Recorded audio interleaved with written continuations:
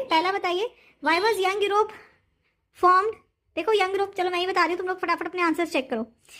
Young Europe जो है वो आपके पास में एक अंडरग्राउंड सीक्रेट सोसाइटी थी जो रिवॉल्यूशनरीज के द्वारा फॉर्म की गई थी। क्यों बनाई गई थी आपके पास में? फॉर स्ट्रगल टू फ्रीडम, अपनी फ्रीडम स्ट्रगल के लिए बनाई गई थी, जिससे कि वो अपने आइडियाज को हर किसी तक पहुंचा सकें। नेक्स्ट कहता है कि आपको सिविल कोड का नाम बताना है। Name the civil code of 1804 आपके पास में, तो इसे हम कहते हैं Napoleonic code.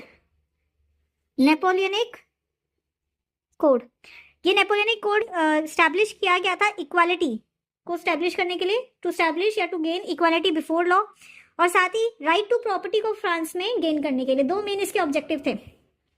Why did Frederick Sorio present utopian vision in his prints in 1848? Frederick Sorio ने क्यों आपको यूटोपियन जो विजन था उसको दिखाया था? 1848 में जो उन्होंने पिक्चर्स बनाई थी उसमें उन्होंने ये विजन इसलिए दिखाया था कि वो आपके पास में एक आपने सपना देखा है कि भाई वर्ल्ड जो है वो हमारे पास किस तरह से डेमोक्रेटिक हो, सोशल और रिपब्लिक हो, उसका एक विजुअलाइजेशन क्रिएट करना चाह रहे थे। So it was to visualise the dream of a world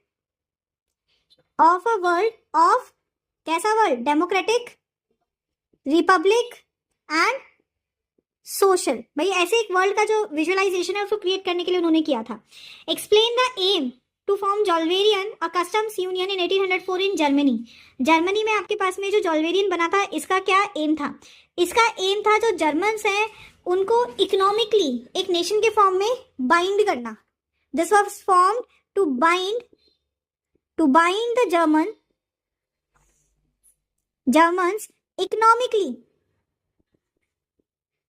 into a nation।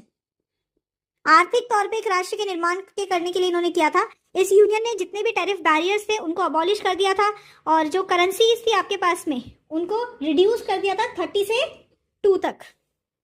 Next, interpret the concept of liberalisation in economy. कहता है लिबरलाइजेशन इन इकोनॉमी में मतलब क्या है? लिबरलाइजेशन का मतलब होता है एक तरह से आपके पास में फ्रीडम।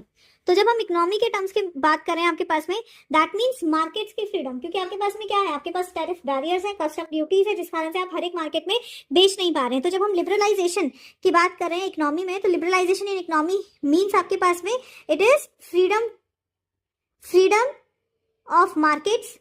भाई मार्केट्स में आपके पास में एसेस की फ्रीडम है। आपके पास में जो आपके पास में स्टेट रिस्ट्रिक्शंस है उनको अबॉलिश किया गया है। Abolished state restrictions. मान लो यूपी में कांग्रेस है और यहाँ पे दिल्ली में आपके पास में BJP and they are at tariff, और वो कहते हैं कि भाई हमारा यहाँ का सामान वहां नहीं जाएगा बेचने के लिए। तो एक तरह का स्टेट बैरियर है आपके पास में, जाएगा तो इतना एक्स्ट्रा पे करना पड़ेगा। तो उसको रोकने के लिए, उसको हटाने की बात की जाती है, उसे कहते हैं